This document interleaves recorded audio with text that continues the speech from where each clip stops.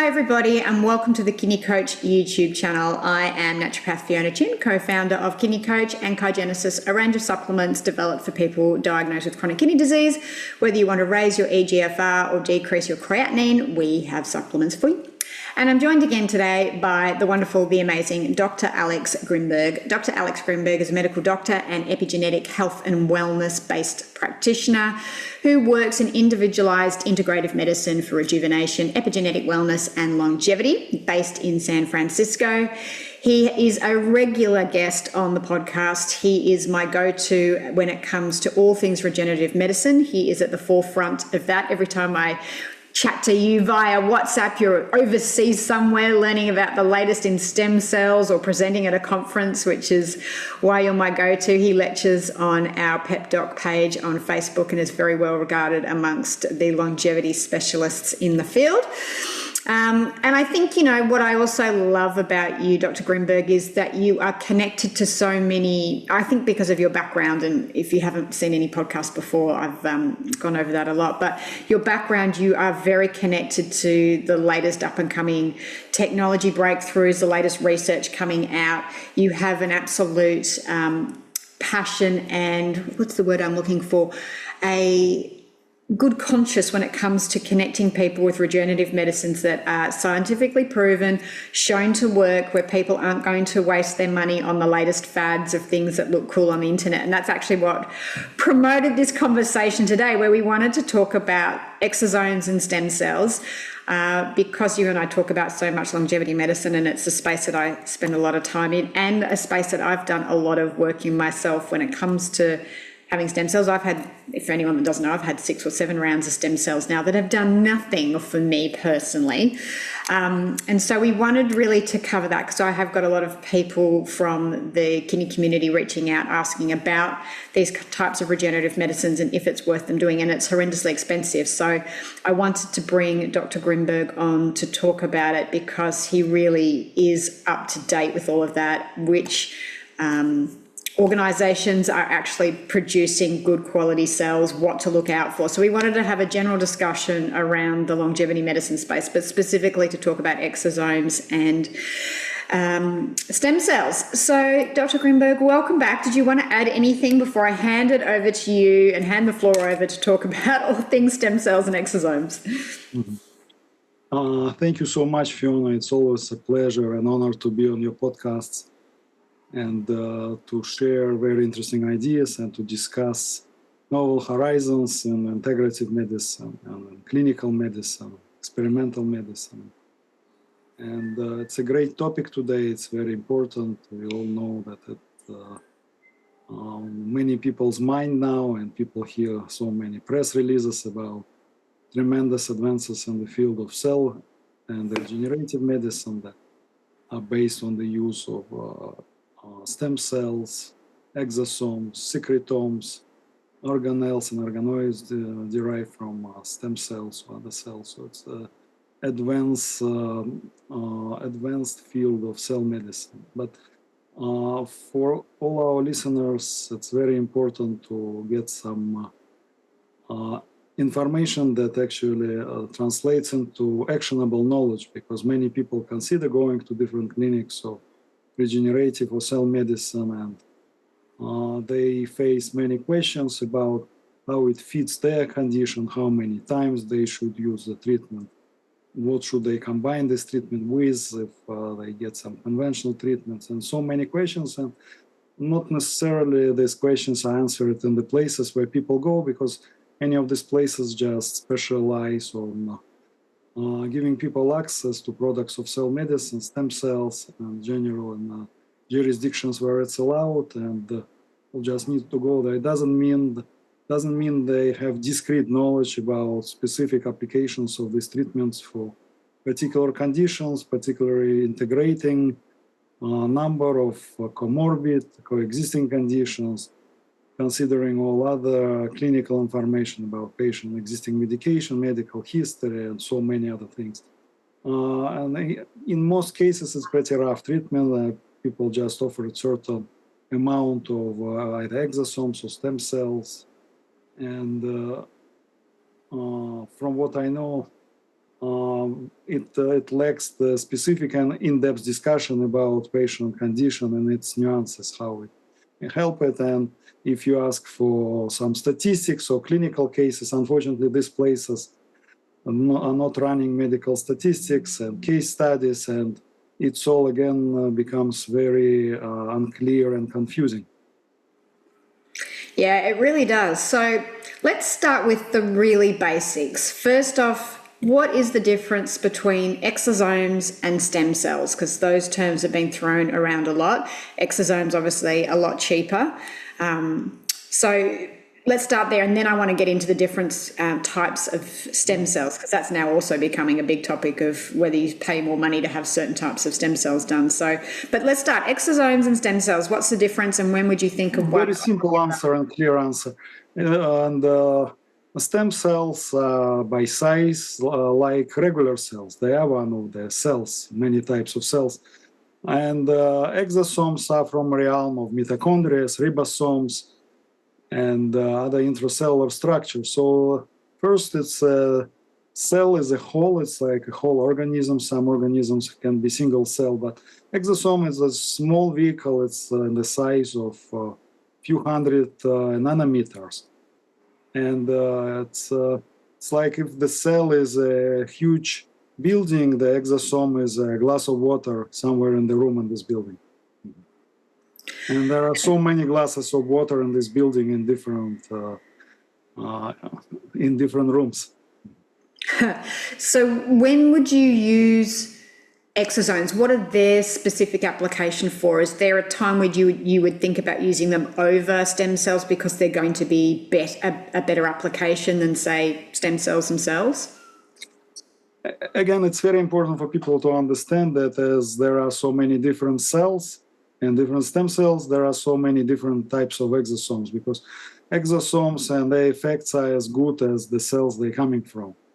And not all good guy cells produce exosomes. Cancer cells, mutated cells, apoptotic cells, they all produce their own exosomes. And so it's a general process of cell communication, like peptides, molecules that are telegrams or messages between cells. Exosomes are kind of bigger packages of such messages, because usually exosomes contain hundreds of peptides, growth factors, fragments of nucleic acids, and sometimes even mitochondria. So really the source is going to be super important. Sorry, they even present in mitochondria. The exosome can be inside the mitochondria. So the quality of exosomes is going to be very, very important, obviously. The quality has to be is very important, and ability to describe and characterize them is very important. But for practical use, of course, exosomes are many-fold smaller than the cells, and they can penetrate and get into the places where big cells cannot get. So they can, one cell cannot get inside another cell, but exosomes can get inside so many other cells and trigger hopefully appropriate reactions when they're appropriately chosen and target appropriate things. And in other areas, blood-brain barrier, it's also hard to penetrate for particles larger than certain number of nanometers. Exosomes penetrate well, so obviously when you think about neuroinflammaging and dealing with neuroinflammatory conditions, so neurodegenerative conditions, exosomes can be very useful because they can penetrate blood-brain barrier and spread well through their neurons, and that's not a possibility for huge objects as entire cells. Such as stem cells? Stem cells, it's very hard to get them into the brain. For this, people use microinvasive technology or intranasal application, but again, it's a different story. With exosomes, we have guaranteed and less invasive delivery. Right. And distribution as well.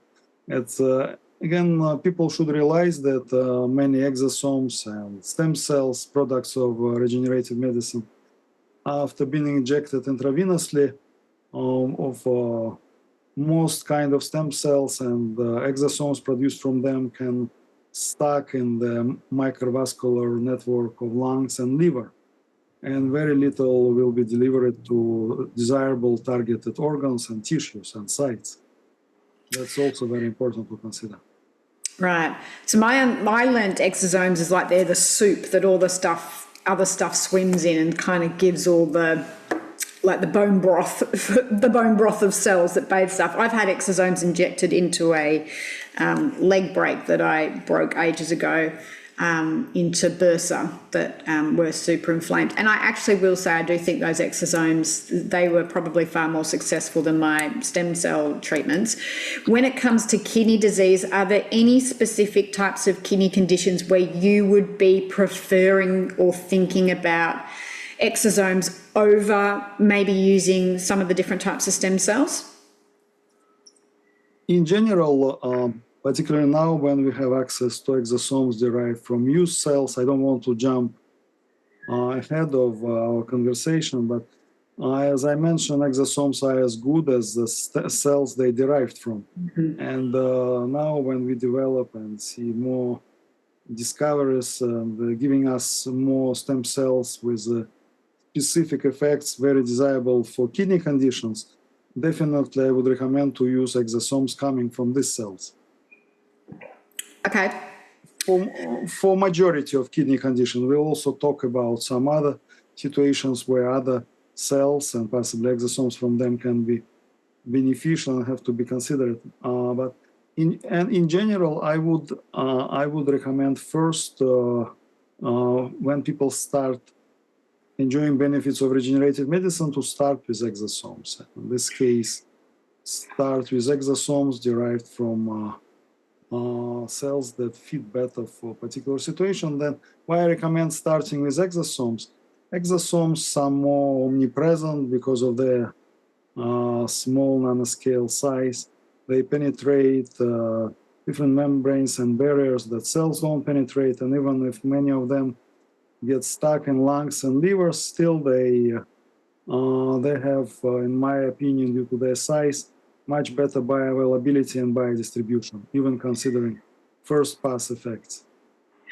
That's my understanding of the two. Tell me if I got this wrong, but my understanding, and I know stem cells are done in a way where they don't, especially if they're coming from mesenchymal or Muse, which we'll get to, that they can't increase the risk of cancer because of the way they're dividing. But exosomes don't carry any genetic DNA material from where they come from, right? So you're not getting that, or have I got that wrong?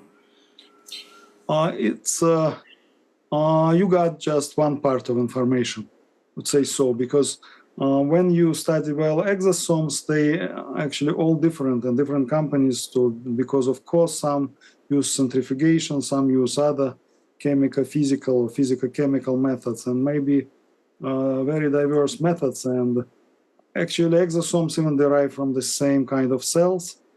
If they, in their manufacturing, different methods used, they may have different properties, because their membranes are different. So it's important to understand. Then again, obviously, some of these methods may leave more peptides and growth factors. Some leave some nucleic acid, that is genetic material in exosomes. I would recommend, still think that exosomes contain nucleic acid. So, and by the review of literature, they do have mRNAs and small pieces of RNA, and may even have small pieces of DNA. Right. So if someone was thinking about having exosomes, what due diligence do people have to go through to find out that they're getting good quality? Because this is obviously my thing of I've had exosomes, and like I mentioned, 7 rounds of stem cells, but I was never offered any proof that what I was paying for, what I was getting, even though I was told I was getting the Lamborghini of mesenchymals and then the Lamborghini of Muse cells. I wouldn't definitively know. Is that something that is readily available, or if a person wanting to have these cells is asking for it and the company is able to provide it, that shows a company that's a better quality? Is that something as consumers we should really be asking for? That's a very good question. And many companies just sell and resell products, and it's very important to consider. So there are simple practical recommendations for people how to do their own due diligence. First, they need to make sure that the company has its own manufacturing production. Then they have to find out how the materials collected, and for example, company gets some umbilical cords or placentas or some such material from local hospitals. So is the company getting, like, say, adipose, fat tissue from young individuals who had no COVID vaccination, no spike proteins? They check for many things, and good companies, they provide all these certificates, and they are very transparent. And believe me, any entity in biotech and offshore would be very happy to show their manufacturing facility or cell banking facility if they have it, because it's something to be very proud of and not to hide. And if it's not there, it's also questionable again. And there are a lot of different certifications, so people actually can use GPT now. They can check what CD markers characterizing, let's say, mesenchymal stem cell, or make it different from Muse cell. And again, they need to to ask these specific questions, because people in the industry hear good names of the cells that make good profit, and they immediately start claiming they have them in their cells population.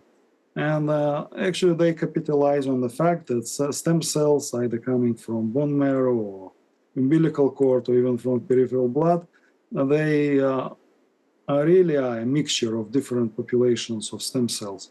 For example, with typical mesenchymal stem cell population, either from bone marrow or from umbilical cord, there is 0.01, 0.03% of Muse cells. Is it a reason for people who produce this mesenchymal stem cells say that they sell mixture of mesenchymal and Muse cells, and that is good? It's a different story. And now, even without having good advisor near you, you can create good questions and put them in GPT, but use keywords like CD markers or receptors, how they identify the stem cell, and then you can check how cells with these markers, how they behaved in clinical trials, which are best. You can even match it with specific conditions and see if there are trials about these specific conditions, what indications are that this type of cells may have. Well, and we are here for you to help as well. Yeah, it's such a great point to make sure, that you're doing your due diligence. So, all right, so that's exosomes. So let's move across to stem cells. And, when I first started doing stem cells 10 years or so ago, it was mesenchymal stem cells and golden cells that were the golden child. But now we've got Muse cells, we've got all sorts of other things coming through. So talk to me about the different types of stem cells, again, where you would think about using them in certain kidney conditions, and what we need to understand about the different types and pros and cons of each. Definitely.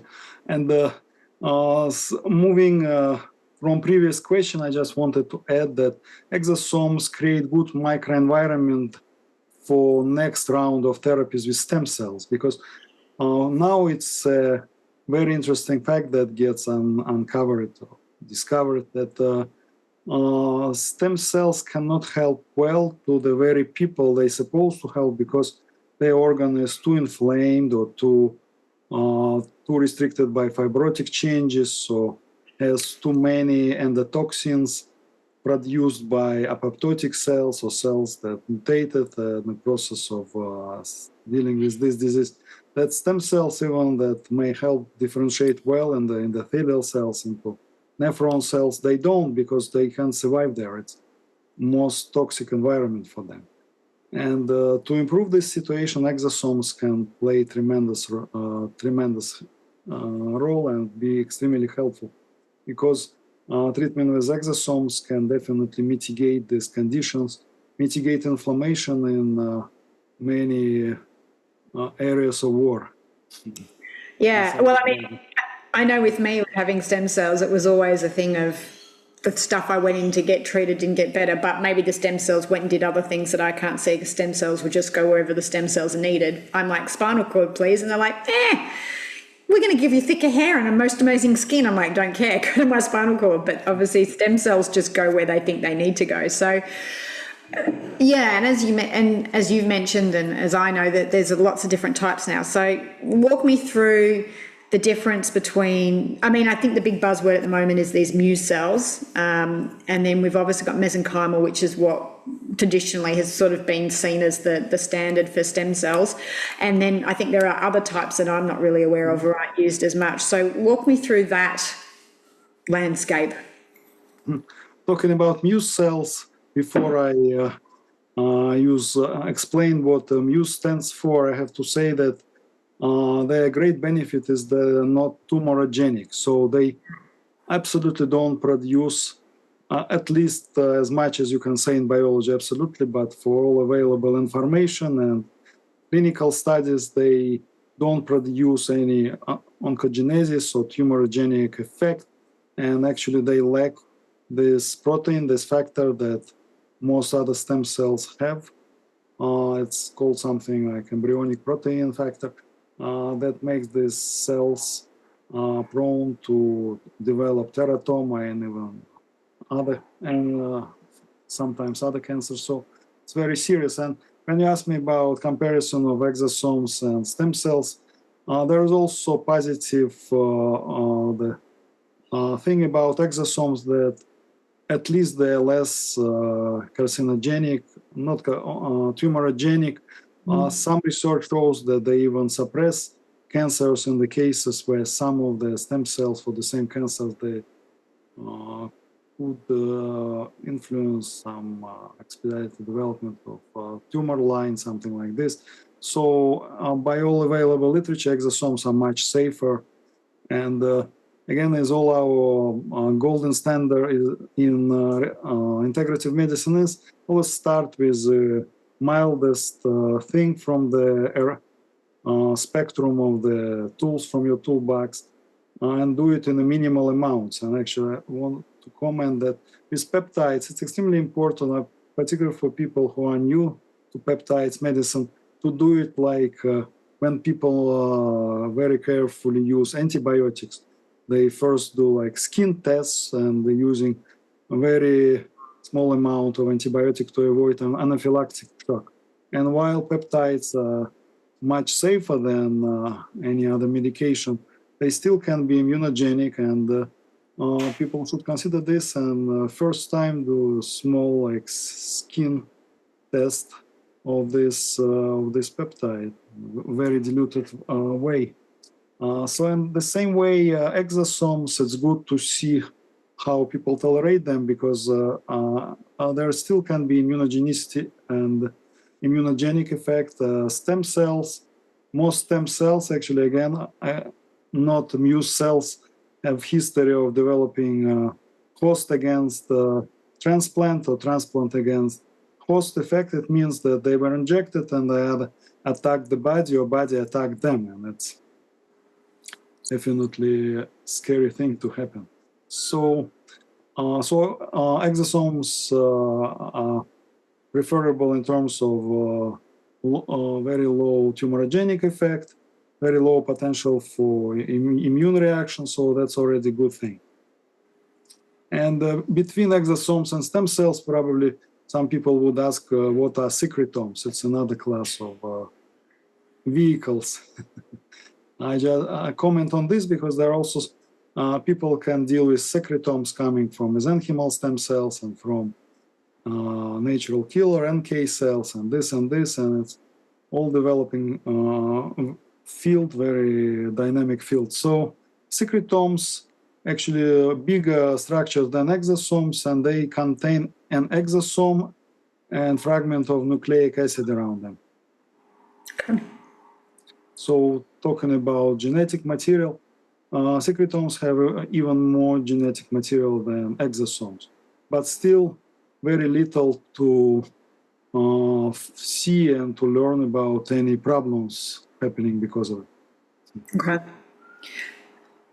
And when would you use those? What would be the advantage of using secretomes over, say, stem cells and exosomes? Secretomes may contain more growth factors, and obviously proven or substantiated or not yet, some fragments of nucleic acids in them may be also helpful in this process. And people see in some conditions more regenerative effects from secretomes. And in some conferences in some countries, I see more clinical cases and presentations are based on secretomes. So far, mostly coming from mesenchymal stem cells. And maybe the secretomes from mesenchymal stem cells possess most of the regenerative effect of entire cell, and but less of potential for immune rejection as well. So it's an additional benefit. And smaller size than a cell, they can probably target more areas and have better biodistribution profile. That means to get to more organs and tissues where bigger cells cannot achieve.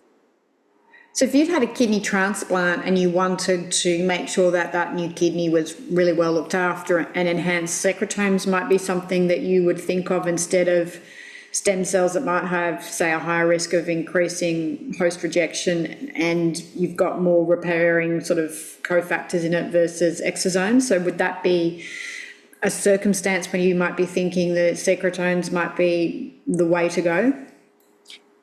Yes, definitely. And referring back to my homework I did before our podcast, there were different studies, particularly for a kidney transplant, which of the regenerative medicine products would be more appropriate.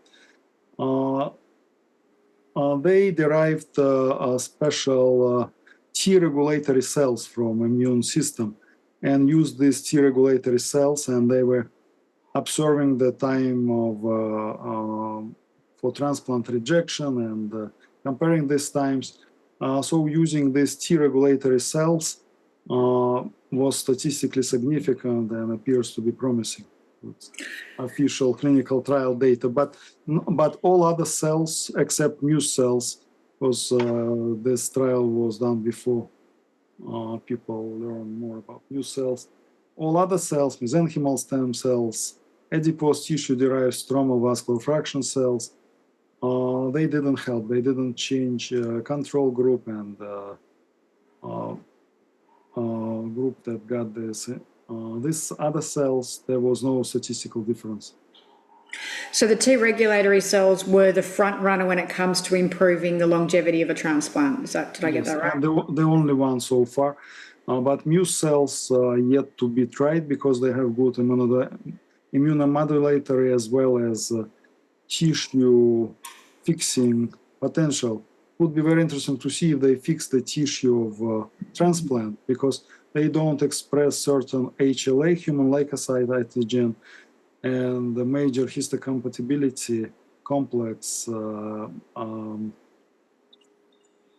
them. So that means they may be accepted by transplant. Interesting.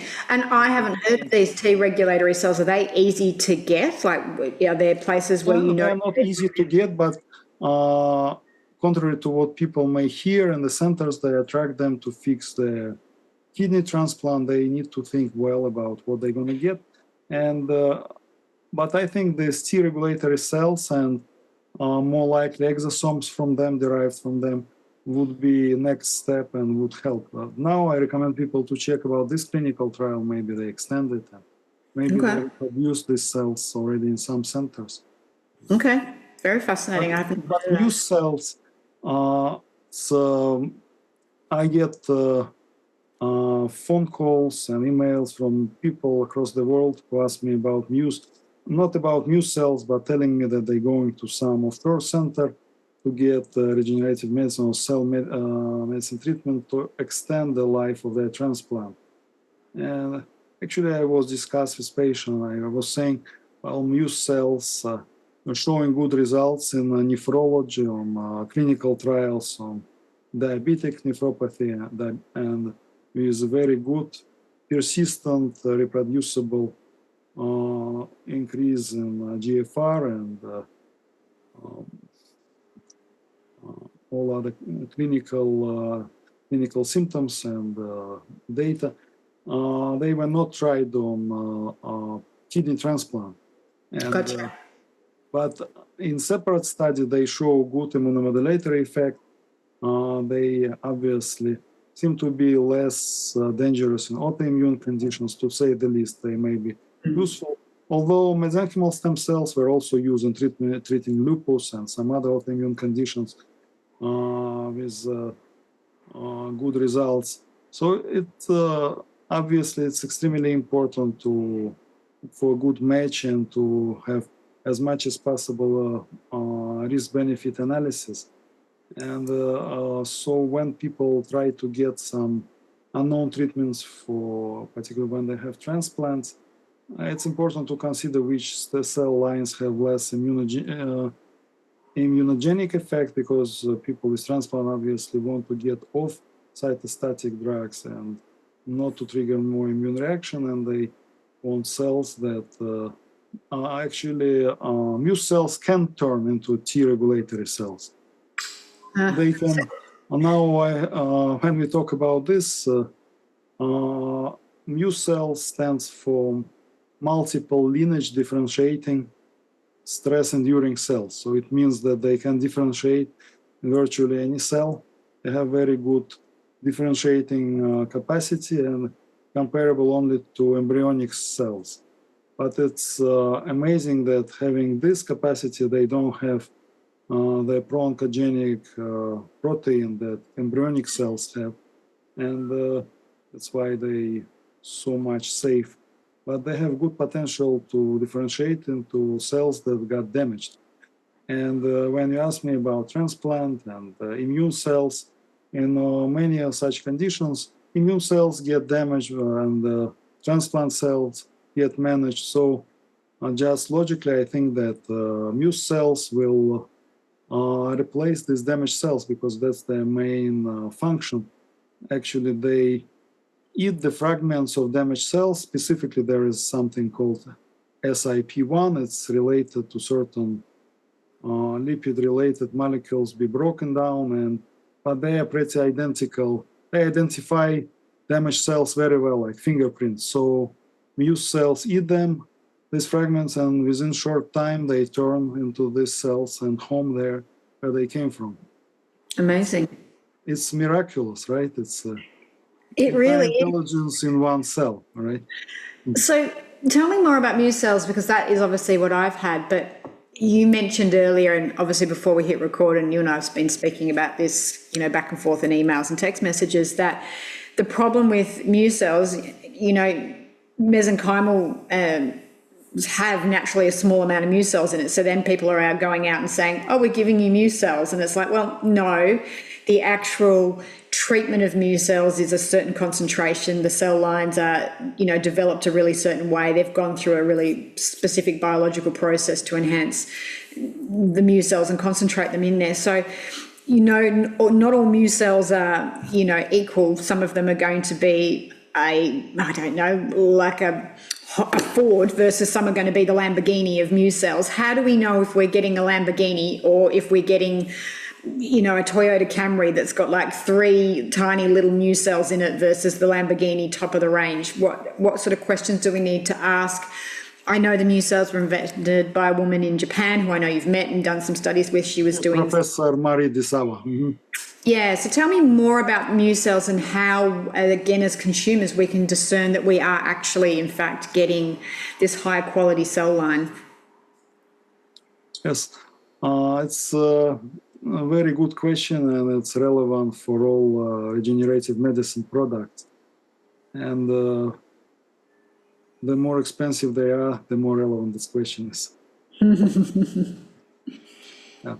And in general, be it for Muse cells or for NK cells, some groups can tell people that they treat them with NK cells when they have a rough mixture of T lymphocytes and B lymphocytes, and by definition, there should be few percent of NK cells. So it's extremely important for people get the certification of the formulation how pure is the population of the cells. For example, if they get flow cytometry certification, they need to check also the purity of populations, or homogeneity of population. So out of 100 cells there, I'm saying, for example, is it 95% Muse cells and then few monocytes, or it's or there are many cells identified as MSC or some other hematopoietic stem cells with different markers, and among them you see some. There are some Muse cells, but for Muse cells, it's extremely important to be used as a homogeneous, pure population, because other stem cells may actually compromise, presence of other stem cells may compromise all these miraculous effects of Muse cells that we're talking about. And that's, unfortunately, there is, because of commercial exploitation, there is a lot of discreditation of science and what we try to do in integrative medicine, either by just randomly giving peptide injection or giving them unknown and misrepresented stem cells. People don't get better. There is no good statistic, and people may have dangerous side effects, and that's sad. That's why, obviously, doing such advanced and expensive treatments, I recommend to devote significant time, invest time into research about what has to be treated, what are the best cells for this purpose, and what is the most reliable source of these cells. Oh, And Secretomes. yeah, so with the Muse cells, my understanding is not a lot of people, the correct Muse cell sort of batches that are the ones with all the research done behind them are the ones coming out of Japan from this scientist, and actually not a lot of people actually have access or the rights to that. Is that right in my understanding? I was attending the conference in Guadalajara recently that was mostly devoted to use and trials of Muse cells, and had an honor to meet the Japanese team, the Professor Marie Dizawa. So that was my question: how to make sure we get access to reliable Muse cells. So Dr. Dizawa told me the company that organized this conference in Guadalajara, Regen, and they are certified by Japanese team, and they directed me to them to get my source of Muse cells. That's all information I have. And okay. So really, there's one place that looks like they're actually generating Muse cells, as far as according to the standards that the Japanese scientists. That's what I heard in June this year. Okay. Things may change fast and be in development. Not sure, but again, I was using them for myself. I got them from my colleague and collaborator has a clinic in Puerto Vallarta, and I got all the certifications. I ran the certification through with my expert scientist who specialize in due diligence for any medical biological inventions. It all looked very good, and I can say I felt very good effect and distinct feeling of good quality stem cells. Okay, good to know. So we've got Muse cells. Tell me more about mesenchymal stem cells and any other type of stem cell line that you think is important for people to understand with chronic kidney disease. So depending on the specifics of condition and what is the prevalent pathological factor there. So some conditions, main thing is inflammation. Another condition is main factor is autoimmune process. Another condition is fibrosis and could be polycystic disease. And in some conditions, some intracellular process, mitochondrial disease of kidney cells or endothelial cells. In other conditions, some genetically inherited disease for podocytes and something like this. So many things. And metabolic disorders inside intracellular level of lipid peroxidation. So then again, as I mentioned, first thing is don't harm. And probably first approach would be to use exosomes. And for exosome situation is little easier because now a lot of companies, at least in US, are in different phases of clinical trials, and their products are more and more legit. Obviously already approved for certain pathological conditions and prove themselves very well there. So it's already, of course, it's good to deal with such company to get exosomes and stem cells. It's understandable that have a high level of scrutiny and everything is done properly. So at least this factor is already guaranteed. Then next step is if the good provider identified to see, for example, someone is dealing with inflammation and then mesenchymal stem cells, but again, first line would be exosomes from them would be good. They will reduce inflammation, patient will tolerate the treatment well, will experience both subjective and objective clinical improvement. And it's okay to repeat exosomes many times instead of switching to stem cells because they're safer. And again, people should understand what is regenerative medicine, cell medicine products with peptides, it's a long term. And for many conditions, it's not one application of exosomes. It can be every 2 months, let's say 100 billions of them should be used. And then, because even in big pharmaceutical studies, people don't study much persistence of effect. And no one can tell the patient when he gets exosomes or stem cells how long the improvement may last. Yeah, but and again, it's different. For example, in some stem cell studies, people who were in control and their GFR was more than 30, they had sustained and persistent improvement, while people who had GFR below 30 did not do so well. But again, the study didn't show me why they had this low GFR, what condition brought them to this point. It's again diverse group, so maybe for some people and some condition it's not a margin, not a threshold. Who knows? Yeah, that makes total sense. But again, for persistence of effect, maybe these people who didn't get persistent effect, maybe they didn't get enough the treatment.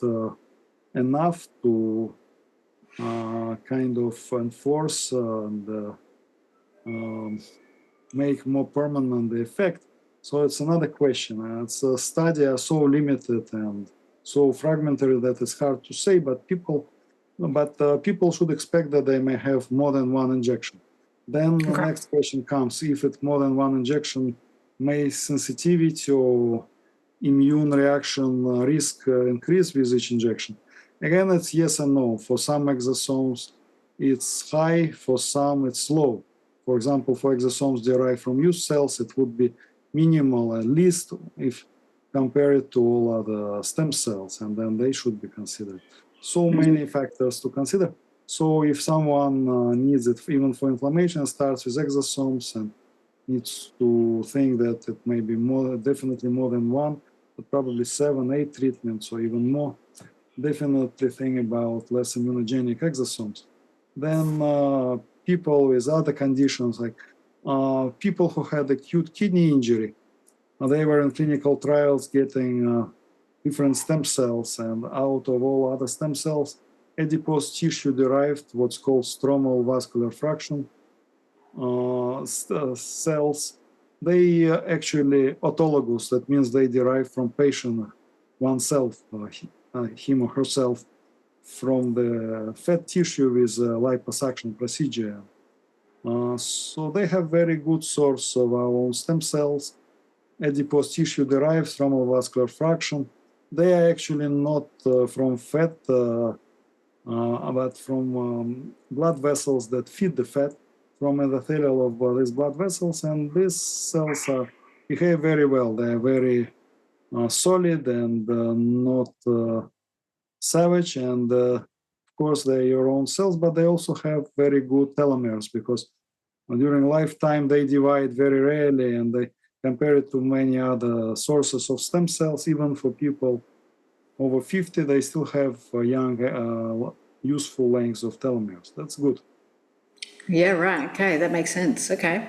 And in the groups of people recovering from acute kidney injury, everyone who get the autologous stromal vascular fraction cells, the recovery was statistically shorter than control group, and other stem cells, not Muse, not Muse cells yet were tried. They didn't show any statistical difference, but for acute kidney injury, sometimes people have acute kidney injury and want to get as full treatment as possible. Why not to have and it's always prudent to have your own cells particularly from adipose tissue. And now another company gets them from hair follicles, also good quality.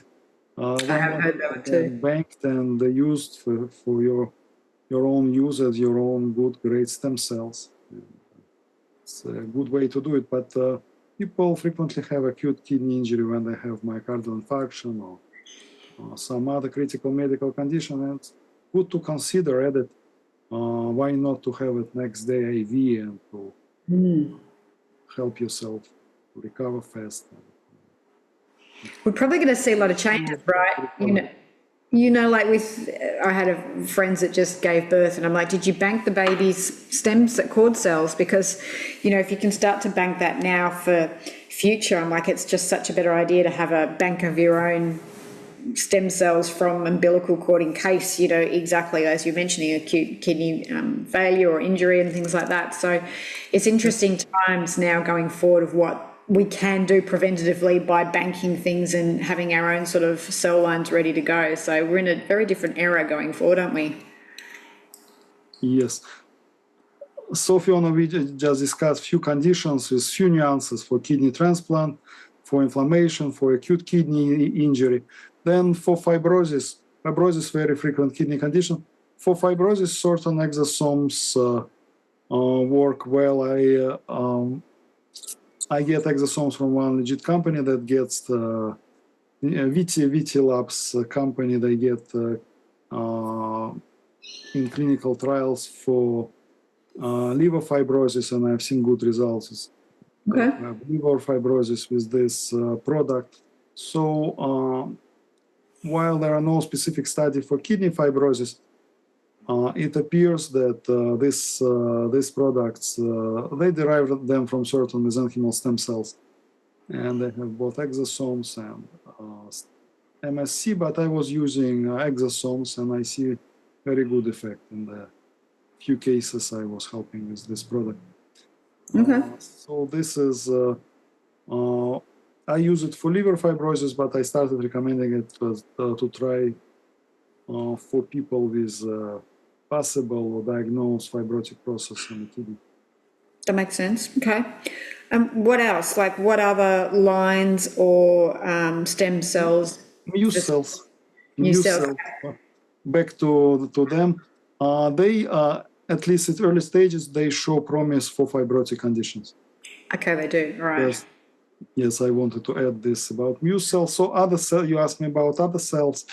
We have not mentioned renal progenitor stem cells. So kidney themselves in their cortex, they have their own very highly differentiated but still stem cells that are used to replace damaged cells in the kidney.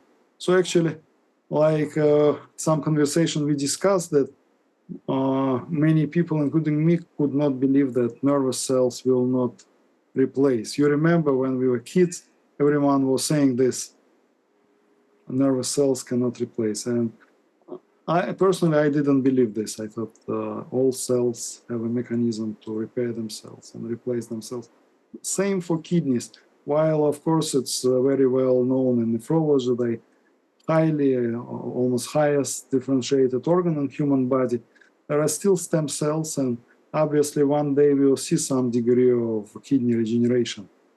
But so far, groups that work with them in clinical trials, I think they use them for diabetic nephropathies. They were able to harvest them from the kidney of the patient, because even people with some significant degree of CKD still has them. And they were able to clone, to proliferate them, and to use surgical method to insert them into the cortex with promising results. Okay, so that's kidney progenitor cells from the host to host kind of thing. So your Yes, own. they're autologous, yes. Great. Okay. And is that, a lot of the, like if we're talking about, say, leukemia and things like that, people are going through a dose of chemo, they're taking out their own stem cells first, suppressing their immune system, and then having their stem cells gone back in. Are we having to use chemogenic agents to be able to get the stem cells from kidney progenitor to go in, or is it simply a matter of taking them out, petri dishing, multiplying them and then injecting them straight back into the cortex, or are we having to look at using immunosuppressants for that to be able to work? It depends. It depends on the acuity of condition and previous history of treatment with medications, long courses of steroids and cytostatics. It's probably should be answered on individual base, but in general, it's possible that different products of regenerative medicine would be able to act as immunoregulatory or even immunosuppressive medication. Even by now, they showed this potential and were used successfully in some cases for that. And then also, as we mentioned, using certain, now science develops fast and people derive exosomes from different immune cells. Now groups derive exosomes from NK cells or from CAR T cells for different purposes. So pretty soon we can probably modify stem cells. I will also, to make the discussion more complete, I will mention how they call them, induced pluripotent stem cells. That's also a very important part of discussion, and some other developments in the field, like very small embryonic-like stem cells. People also ask me questions about them, so let's not discriminate these two cells. Yeah, so they're another type of cell that I've had done. So V cells I had done in Sedona last year. So let's talk about V cells, because some people will go for that because it's it's a much cheaper option for people to go. It's your own cells, very small embryonic-like cells that seem to respond to laser. That's the research of Dr. Todd Obronvarsky. I don't want to butcher his last name, but so tell us about V cells, because they are 5 to 10,000 US, so much cheaper than people having to fork out up to $50,000 for Muse cells and things like that. So tell me more about those. So very small embryonic-like cells or stem cells, also cells that present in the population of stem cells, particularly in the not only in umbilical cord, but in bone marrow, and again, possibly even in circulating blood. And they were characterized, and I can compare them with Muse cells. So both of them actually very small embryonic stem cells, and Muse stem cells have high potential to differentiate. That means to turn into desirable cells. Basically, it's the same. And but very small embryonic-like cells still have embryonic pro-cancer protein. That's the dangerous side of VCEL. At the same time, I don't think anyone uses pure population of VCEL and injections. And I talked to scientists. So far, with my due diligence, I didn't see anyone who really shows me the certification from flow cytometry. At the same time, definitely laser-based machines, they, due to biophysical, biochemical effects, they may change the distribution of the cells in the blood, and you may have high yield of VCL. That's probably very good and safe way to capitalize on VCL. Yeah, that's what I had done. And again, I didn't see any major effects myself. That being said, I did see other people there, in particular, someone who had been exposed to radiation that had caused severe bone degradation and thyroid cancers, who had an amazing response to her own V cells. She'd had a few rounds of that and had even seen bone regeneration into the jawline using that. So seemed to work very well for her. So Yes, yeah, interesting. Yeah. I see and hear very good results of application of this technology, and I think it's the safest way now. You just because you can't be wrong with this. We work with these different lasers in medicine and experimental medicine since 80s, and sometimes scientists even before. We could see only very good effects and very targeted effects on cell chemistry, on cytokines profiles. Yeah, I know the studies, and again, it was the Dr. Todd's work that very specifically they'd shown that it was very good at regenerating. I think it was aortic tissue and cardiovascular around the heart is where they'd done the studies of people that had MIs and damage to heart tissue, that the V cells were super effective. But yeah, like I say, I've seen it regenerate jaw tissue from radiation exposure, reduce thyroid cancers and things like that. So, and like you say, very safe profile, and it's a much cheaper way to access your own stem cell and do that. And there's some very good practitioners in the US much safer. much safer. Yeah, No virus, no foreign viruses at least. exactly. Yeah, like I say, it's quite a affordable option for people versus, and that's the other thing I wanted to talk about is just your take on that, because having had 6 rounds, I know what I've paid for all the different types of stem cells. I've gone to Panama and done golden mesenchymal there, and I know what that costs. And then Muse cells, horrendously expensive. The V cells were obviously the cheaper ones that I've done. Being a curious person as I am, and I follow science and tend to try these things out, I unfortunately haven't had a response to any type of cell line, but I have spent a lot of money testing it and sending and getting information for patients. But when it comes to cost, is it warranted, some of the costs that people are charging and paying for, say, things like Muse cells versus V cells, which are a lot cheaper? And I know Dr. Todd again has done a really great thing about capping prices. So they make sure that people aren't charging more for V cells. They've got a cap on what the lasers and the practitioners are allowed to charge, which I think is fantastic. Are these huge prices warranted? Are the processes that these cells have to go through that expensive that they warrant the sort of 50,000 plus? Well, that's Australian dollars, but say like 25 to 30,000, even up to 40,000 US dollar price tag? Or is that something, because we're in a regenerative medicine field, that people are taking advantage of? Is that when people are looking at all of this, is it the more you pay, the better it is, or not necessarily? Well, unfortunately, it frequently happens. That's why I frequently call the science of longevity frequently becomes the science of longevity. It's a hot topic and sells well. And our research our research shows from from both scientific research and research of resources and commercial about stem cells that usually for most centers that provide good quality treatment, it shouldn't be more than 5-10K per treatment. Wow, that's a big difference from the price tag that I've been paying. So that's an interesting comment.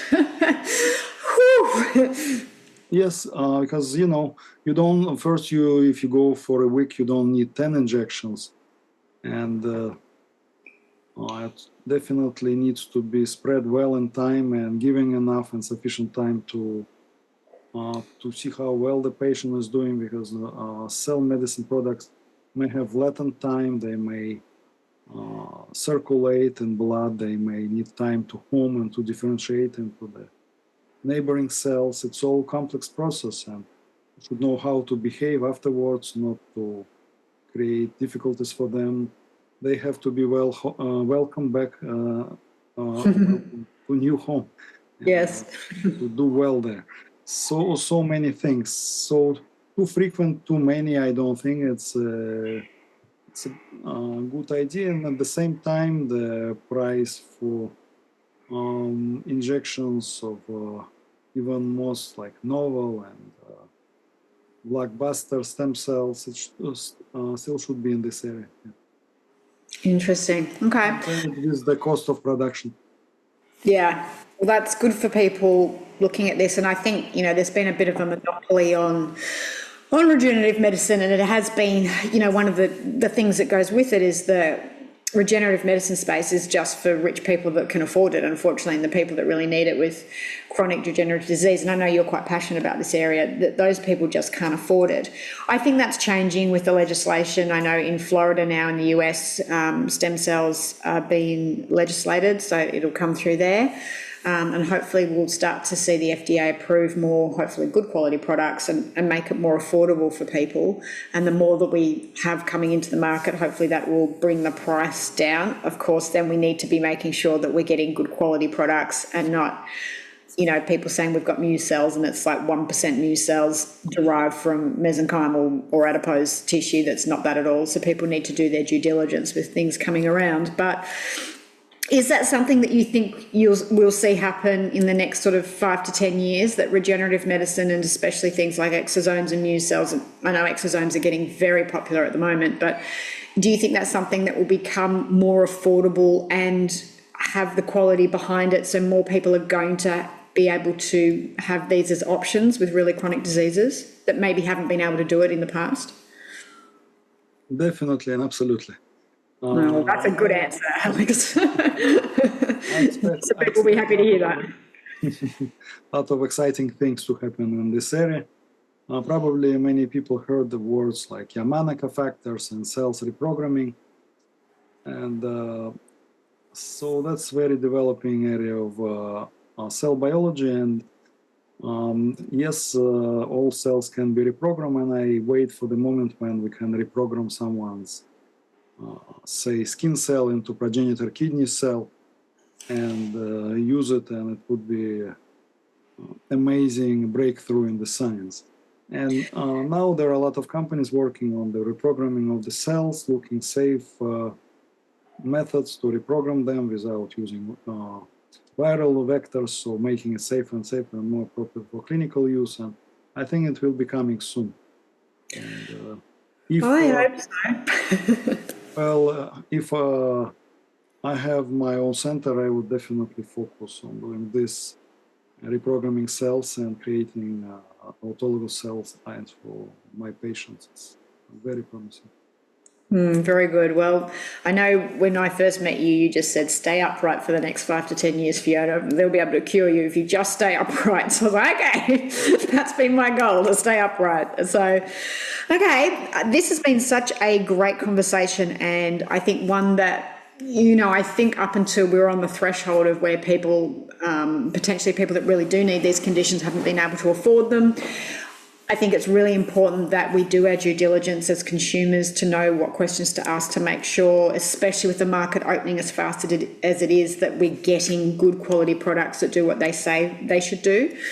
And that we, understand, and I don't know, I'd like to hear your comments on this. I know for me, if I'm going to spend that money on doing these sort of things to my body, I have a peptide regime that I would use before going and doing exosomes and stem cells, and then I'm eating super well. I won't do a huge amount of resistance training the week before. I make sure I'm recovering after. Like, there's a whole pile of things that I do before and after to make sure that if I'm spending that much money on regenerative medicine, that I'm going to get my bang for my buck. Did you want to speak finally to just some really basic things that if people are going to go and do these regenerative medicine techniques and spend this money, of things that they can look at doing before and after that will give a return on investment to really just make sure their bodies are in the best proper state to receive the cells, and then that the cells need to do what they need to do after people have had them put in. Yes. Yes, of course, our return is years of healthier life, right? So, yeah, to achieve this, we need to prepare well. If we talk about using regenerative medicine, stem cells, or exosomes, definitely we have to, as we mentioned, to research well what exactly has to be treated, improved, and which products are the best and best proven in this area. And then next thing would be to prepare the environment of your body to benefit most from these treatments. For example, usually I combine this regenerative medicine treatments with plasmapheresis, that before this IV injections of stem cells definitely creates better microenvironment than hyperbaric chamber. That is also good because it stimulates patient bone marrow production and also oxygenates tissues well, and obviously creates better environment even for stress enduring cells that still prefer better more appropriate pH and better oxygenation, right? So that would be important, and then it would be important to also to have a good follow-up and see how the body reacts to these treatments afterwards, doing regular, at least once a month, clinical tests, and getting feedback on all the dynamic, even minimal dynamic, and creatine, and BUA, and GFR, and many other related things. But I have to mention that a lot of our listeners also struggle with diabetes, and it's very important also to manage well the diabetes and to and its whole entire other area, but it's very frequent comorbid condition for people with CKD. So then probably prior to getting all these regenerative medicine products, also tissue insulin sensitivity should be improved. There are a lot of ways to do it. It's specific treatments, GLPs, it's maybe many is very helpful. And then again, after getting the stem cells, also focusing on maintaining good metabolic state. It's also very important. And again, for people with diabetes, most of the things we mentioned in regenerative medicine treatments for kidney disease is becoming applicable to diabetes. There are a couple of companies now, one works on reprogramming cells into specific T regulatory cells that would prevent the immune system from attacking the islet cells, and another company works also in some stem cell medicine technology to help the islet cells to regenerate. So very, very interesting developments there as well. Yeah, it's very exciting. And I know because we've shared some patients that, you know, people that have asked me, I've sent them across to you. Is that something, if someone's listening to this and they want a good clinical practitioner to oversee their regenerative medicine process, including things like stem cells and regenerative medicine like exosomes, that working with someone like you, that's something you're happy to support people through that process and make sure they're, because I think that's something that I missed, you know, because I'm researcher, I do it myself, but having just someone oversee that, making sure that the company that I'm using is good due diligence, all of those sort of things. Is that something, if people were really interested in doing this but wanting to make sure they do it properly, that you could oversee that for people and support them through that journey? And can I give people one secret? Yes, secret away. We treat ourselves with peptides before and after we get interventions of regenerative medicine. Definitely, it's a very good thing and extremely synergistic with using the regenerative medicine products, and can be very fine-tuned to what we want to get from regenerative medicine. Yes, absolutely. I have done that every time, and that definitely makes a difference. And I work with some well-known people in the regenerative field where I do their peptide pre and post protocols in Australia. So I definitely see people get much better results if they're using the correct peptides. So, and I would say that's not something you can guess. You need to go and see a specialist like Dr. Grinberg for that. That's it's very nuanced about how you prepare the body to uptake regenerative medicines like exosomes and stem cells, and then post-care as well, and making sure the immune system is balanced in the right way. So very good point. Dr. Grinberg, is there anything else you want to add on this topic before we wrap it up? It's been such a great conversation, and hopefully everyone listening has found it really useful. I wish I'd had this information before I started my regenerative medicine journey. Well, I want to wish all our listeners to have safe and very successful treatments with all modalities they choose and with regenerative medicine. And again, it's a pleasure and honor to be on your podcast, Fiona, and to share this with our audience. Thank you. Oh, I'm always very grateful for your knowledge in this field, and just the word I was looking for right at the beginning of the podcast was integrity. You've got such a great integrity when it comes to making sure patients are treated the right way, even coming down to peptides. So much of the influencer pages are using big doses, and it's fine and safe for everybody. And as we know, you and I have talked about this numerous times. I have to be super careful with things like thermosin alpha-1 and working with the prescribing doctors that they don't overdose patients, because we can reactivate viral infections. So I think having those nuances are really important, especially when we're looking at people with who are chronically sick. Peptides do seem to work very differently versus the general health biohacking population. There's a massive nuance there. So I think people with chronic health conditions should always be working with a practitioner who can guide them around that journey, because chronically sick people do respond, at least my experience, very differently to what you might read or hear on the internet and things that are said that they'll promise the golden age of peptides or whatever, and it's not quite the case. And the same with regenerative medicine. I think if you're going to spend that amount of money on regenerative medicine, you should be working with someone like Dr. Grinberg to make sure that you get the most out of it.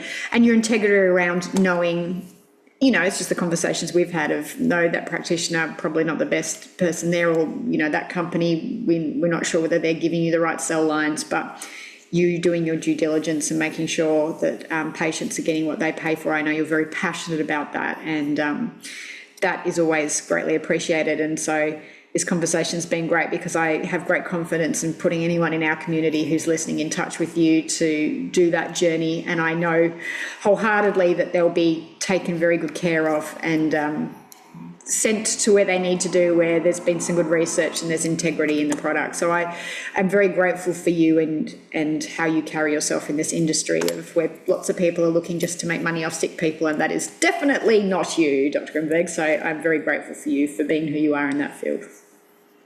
Thank you so much, Phil. Yeah. So if anyone wants to get in contact with Dr. Grinberg, I will put his details in below. You can head to infinityepigenetics.com. There is a contact form on his website there, but I'll put that down below. If you have any trouble reaching out to him, you can put a message below in the comments here, and I will flag him and let him know as well. And make sure you hit subscribe and like. That way you will get notified anytime we put up more content. If you want to know more about what we do, head to www.kidneycoach.com. You'll find us on Facebook and Instagram as well. We will have some posts about this. We normally go and reference our amazing podcast and then put up a whole pile of information.